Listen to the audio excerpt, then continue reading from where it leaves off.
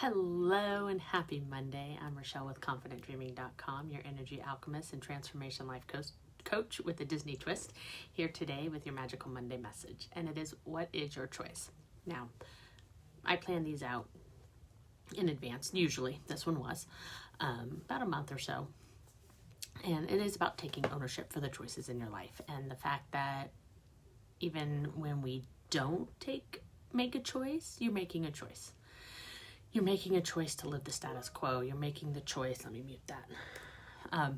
You're making the choice to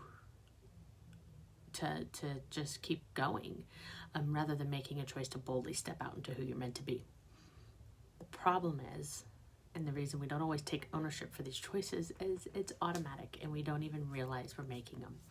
Now, I just finished reading June's book of the month, which is The Four Agreements. By Don Miguel Ruiz. It's a wisdom book, a Toltec wisdom book, a practical guide to personal freedom. Now, we actually are going to read all three. I have the collection here. It's June, July, and August for book of the month, if anybody wants to get a head start. This book was written in 1952, and it is amazing. Basically, you make these four agreements, and his son's now written an updated version that includes a fifth agreement, which I may add on to my plan for my book of the month. But anyways, these four agreements will change your life. And what he goes into, when we are born, we are raised a certain way, and we make these agreements, we subconsciously with people around us, right? Like, us older generation, girls wear pink, boys wear blue. These kind of subconscious agreements are everywhere. It comes into your ability. Maybe some teacher told you you weren't a good reader, so you stopped reading. Maybe your parents told you you would never amount to much, so you really haven't. Because they have told us these things, we as children accepted it and agreed to it, kind of like a choice, but we didn't realize what was happening, and it has become our story. This book helps you rewrite your story, to have freedom, to live in heaven on earth. The power of your thoughts and the power of your choices.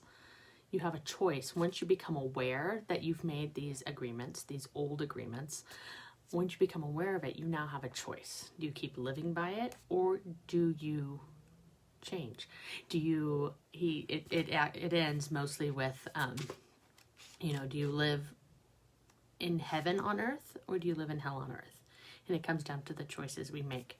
If we choose to follow the four agreements that he has in here, it is impossible to live a bad life.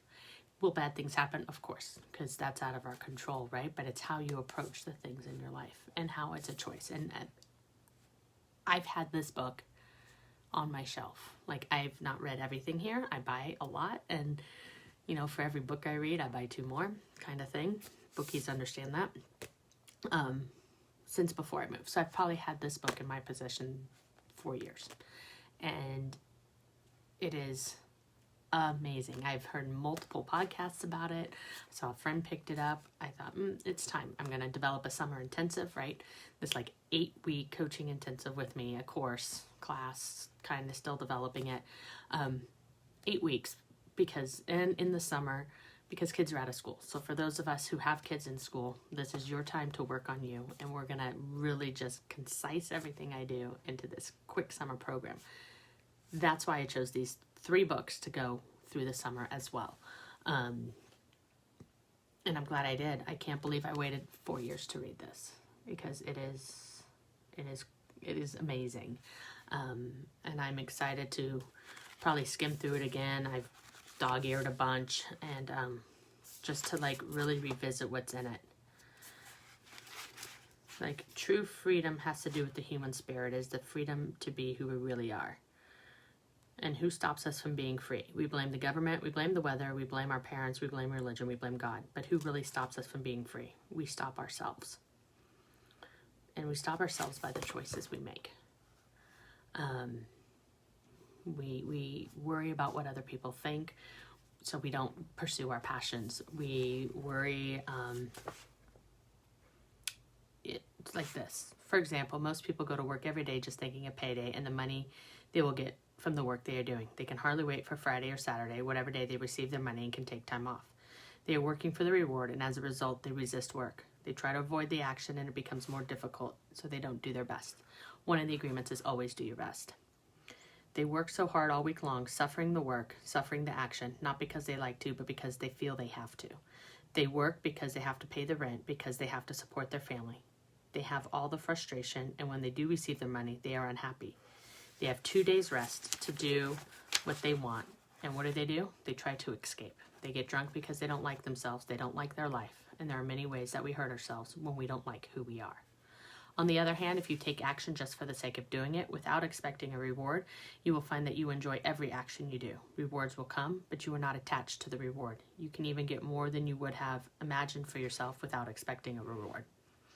If we like what we do, if we always do our best, then we are really enjoying life. We are having fun. We don't get bored, and we don't have frustrations. So that also talks about even if you're not in your dream job, if you're not living your purpose, go to work, do your best, and find something about it to enjoy. Because when you do that, more opportunity comes. When you do that, more reward comes. And it's true. I stepped back from pursuing, I wouldn't say necessarily a corporate career, but it wasn't fulfilling and I didn't like it. And I love what I do now, not just the coaching, but my side job right now that helps support me while I build my business. And it's about enjoying what you do every day. You have a choice. And maybe you say, I can't afford to take a pay cut. Well, that's your choice. What can you do to be able to afford that pay cut if you don't like the job you're in?